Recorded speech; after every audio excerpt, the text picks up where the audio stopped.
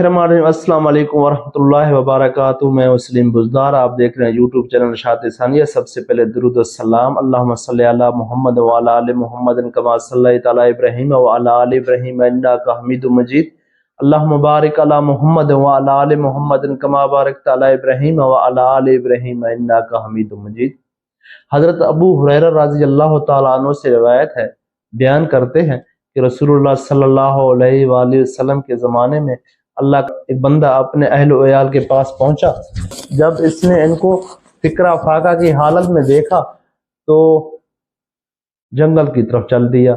जब इसकी नेक बीवी ने देखा कि शोहर अल्लाह ताला से मांगने के लिए गए हैं, तो अल्लाह ताला के फजल व करम पर भरोसा करके इसने तैयारी शुरू कर दी। वो उठकर चक्की के पास आई और इसको तैयार किया ताकि अल्लाह ताला के हुक्म से कहीं से कुछ गल्ला आए ताकि जल्दी से इसको पीसा जा सके।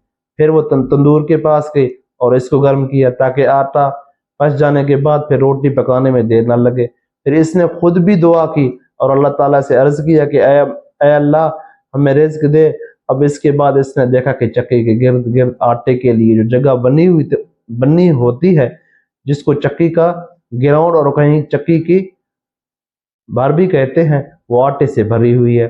फिर तनूर के पास देखा कि तनूर भी रोटियों से भरा हुआ है और जितना रोटियां तनूर में लग सकते हैं वो लग चुके हैं। इसके बाद इस बीवी का शोहर वापस आया और बीवी से पूछा कि मेरे जाने के बाद तुमने कुछ देखा, कुछ पाया? बीवी ने बताया कि हाँ, हमें अपने परवरदिगार की तरफ से बहुत कुछ मिला, यानी बराह रास्त खजाना गैब से इससे मिला है।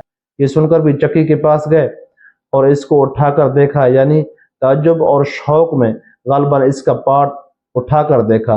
फिर जब ये मौजूद रसूल सल्लल्लाहु अलैहि वसल्लम से जिक्र किया गया तो आप सल्लल्लाहु अलैहि वसल्लम ने फरमाया, मालूम होना चाहिए कि अगर इसको उठाकर ना देखते तो चक्की शायद क़यामत तक ऐसे चलती रहती, इससे हमेशा आटा निकलता रहता।